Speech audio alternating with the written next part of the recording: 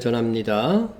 오늘 본문 18절에서 보면 내가 이 두루마리의 예언의 말씀을 듣는 모든 사람에게 증언하노니, 요한계시록은 예수님께서 사자를 보내어서 전한 것이고 예수님께서 직접 말씀하신 것도 있지만 결국은 예수님의 말씀입니다. 그래서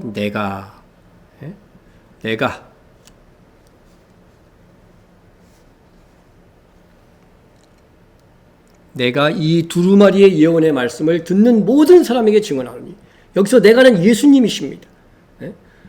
그런데 이 주님께서 요한계시록의 예언에 대해서 다양한 의지를 표명하십니다. 만일 누구든지 이것들 외에 더하면 하나님이 이 두루마리에 기록된 재앙들을 그에게 더하실 것이요.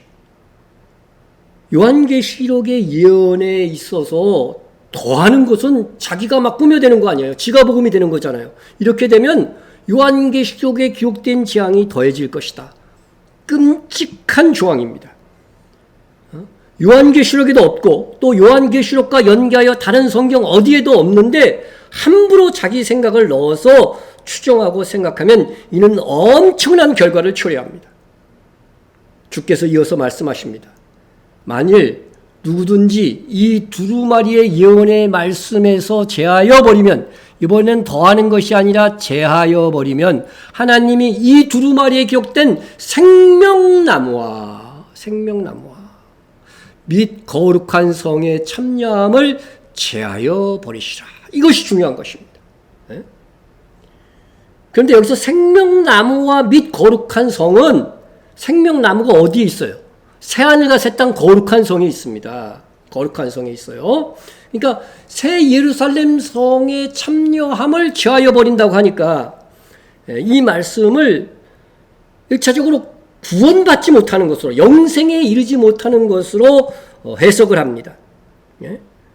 그렇게 받아들일 수도 있다고 저는 생각을 합니다. 그러나 엄밀히 보면은 그렇게 보지 않을 수도 있다는 것입니다.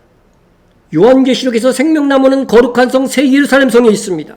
새 예루살렘 중앙에 있는 하나님과 어린 양의 보좌로부터 흘러나오는 생명수강이 좌우에 뭐가 있냐면 생명나무가 있습니다. 따라서 이를 영생에 이르지 못하는 벌이 아닌 그리스도의 신부로서 새 예루살렘 성에 거하지 못하게 되는 벌이 아닐까 하고 조심스럽게 생각할 수도 있고, 또 새 예루살렘 성에 들어가더라도 그 영광이 제하여진다, 그렇게 받아들일 수도 있다고 하는 것입니다. 그래서 이게 원어로 직역해서 이렇게 쭉 보면은 여러분들 그 참여함이라고 했죠. 거룩한 성에 참여함이라고 하는 것은 완전 참여를 못한다는 것이 아니에요. 일부만 참여하게 될 것이다. 그런 의미의 말씀이라는 것입니다. 그래서 요 메로스는 제가 마태복음 할 때도 많이 했지만, 요 참여함이라는 것이 메로스라고 하는 단어인데 어느 사전에 그런 적혀 있는 것을 그대로 여러분에게 보여주면 이것입니다. 전체가 아니라 부분이라는 거예요. 부분. 메로스는 전체의 한 부분, 전체의 한 몫이다. 그래서 전체의 반대로서의 부분을 뜻한다, 이렇게 말씀하고 있는 것입니다. 그러니까 새 예루살렘 성에 혹시 들어가더라도 그 영광, 그죠? 그가 받을 상금을 상당히 제거당할 것이다. 그죠? 잃어버릴 것이다. 그런 의미의 말씀인 것입니다. 그래서 제가 가진 주석의 원어 직역에 보면 이렇게 되어 있습니다. 그리고 만일 누구든지 이 예언의 두루마리 말씀으로부터 제거하면 하나님이 그의 목, 전부가 아닌 일부분입니다. 그의 몫을 제거하실 것이다. 이 두루마리에 기록되어 온 생명나무와 거룩한 성에서.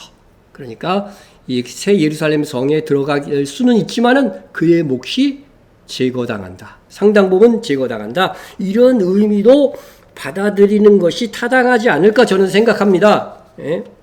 왜 그러냐 하면은, 여러분 예를 들어서 요한계시록 20장에 나오는 천년왕국이 있는데 무천년설을 주장하는 분들이 있어요. 주님이 다스리는 천년왕국이 없다고 하고 지금 교회 시대가 천년왕국을 주장하는 교회 시대가 천년왕국이라고 주장하는 신학자들과 목사들이 교회 안에 너무 많습니다.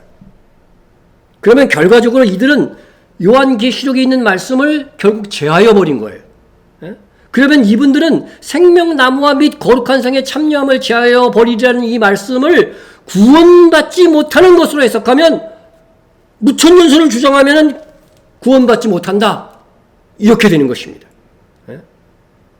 그러나 제가 보건대 무천년설을 주장하는 분들 중에서도요, 예수 그리스도를 믿는 것이 분명한 분들이 있습니다.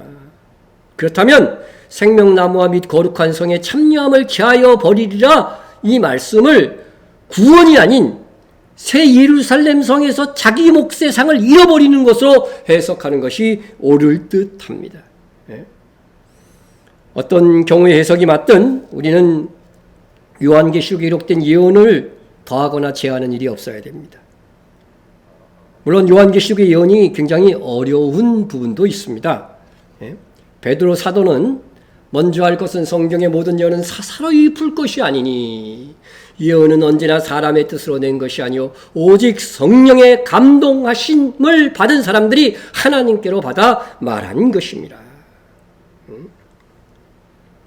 우리는 예언을 세상의 상식과 내 지식으로 함부로 풀려고 하면 안 됩니다. 성경은 성령의 감동하심으로 기록된 예언이기에 성령의 감동으로 기록된 성경 말씀 전체에서 벗어나면 안 돼요. 성령의 조명을 받아야 돼요.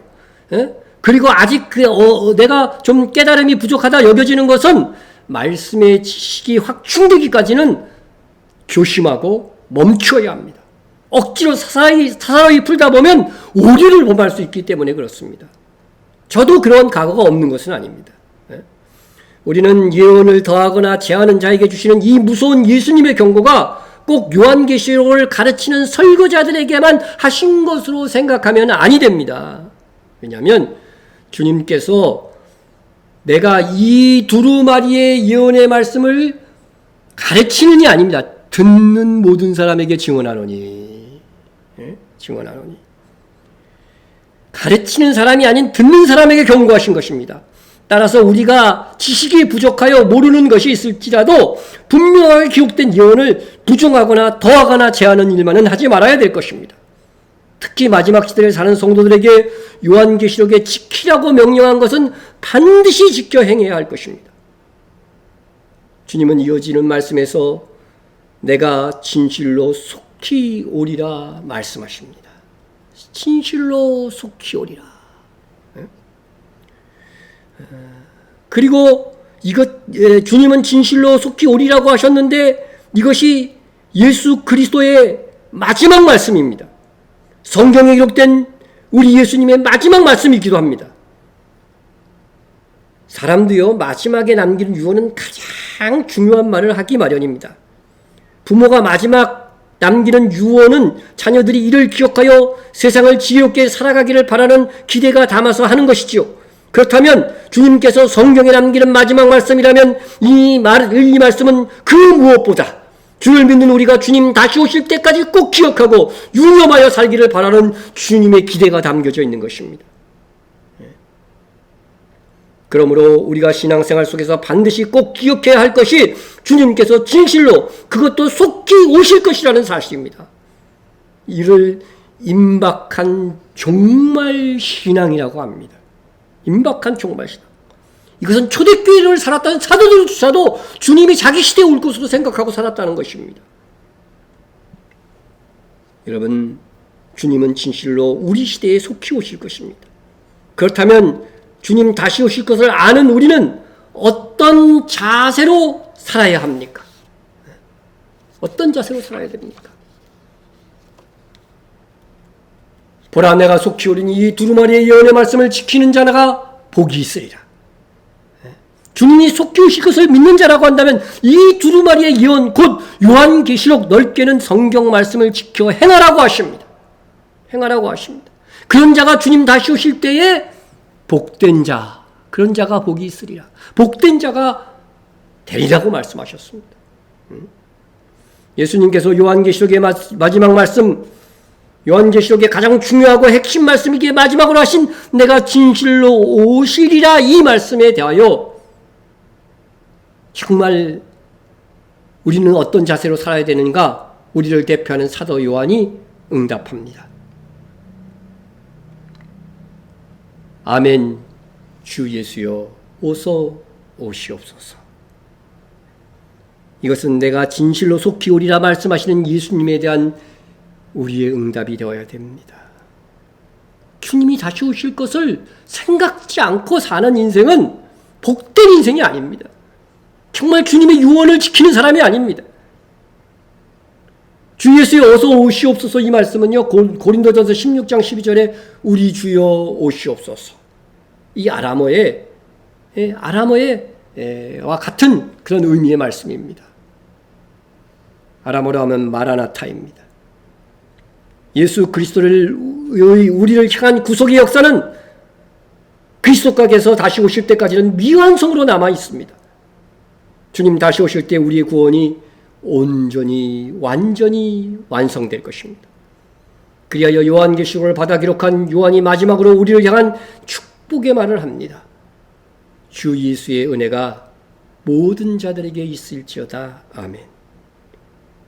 여기서 모든 자들은 예수 그리스도를 믿고 그 말씀을 지켜 복을 얻고자 하는 모든 자들입니다. 주님은 우리에게 믿음으로 구원을 얻게 하시는 은혜를 주셨습니다. 또한 다시 오실 때 내가 줄 상이 내게 있어 각 사람이 행한 대로 갚아 주시겠다고 하셨지만 우리의 행한 것과 비교되지 않는 영광으로 주실 것을 첨언하여 다른 성경에서 약속하셔 주셨으니 이 또한 은혜가 아닐 수 없습니다. 행한 대로 갚아주는 것도 비교할 수 없는 큰 영광으로 갚아주시니까 은혜라고 하는 것이죠. 지금 우리에게 그 영광을 쟁취할 수 있는 시간과 기회를 주심도 은혜입니다. 주님이 베풀어 주시는 한량없는 은혜에 합당하게 행하는 우리가 됩시다. 전심으로 주님을 사랑하고 다시 오심을 사모합시다. 말씀을 지켜 복 있는 자가 됩시다. 주님 다시 오실 길을 예비하는 선교의 사역을 위해 우리의 마음을 모으고 행동합시다. 그러면 정말 주님 다시 오실 때에 나의 행위에 더하여 은혜로 부어주시는 그분의 상급을 가득 다발로 받아 누리게 될 것입니다. 다 같이 기도하겠습니다. 다시 오실 하나님, 우리 주 예수 그리스도시여, 우리 안에 역사하고 계신 성령님께도 영광을 드립니다. 우리를 위하여 주님 다시 오실 때까지 기억하고 행할 예언의 말씀을 주셨음을 감사드립니다. 내가 진실로 속히 오리라 말씀하신 주님의 마지막 말씀을 우리가 기억하고 정말 마음에 새기고 살고자 합니다. 다시 오실 때 각 사람이 행한 대로 상 주신다고 하셨으니 이를 위해 오늘을 사는 우리가 되려옵니다. 그러나 우리의 육신의 연약함과 질성 그리고 마귀가 불러일으키는 세상 미혹이 있사오니 이를 오직 믿음으로 이기고 이긴 자의 상을 받도록 성령의 충만하심으로 인도하여 주옵소서. 다시 오실 예수님의 이름으로 기도드립니다.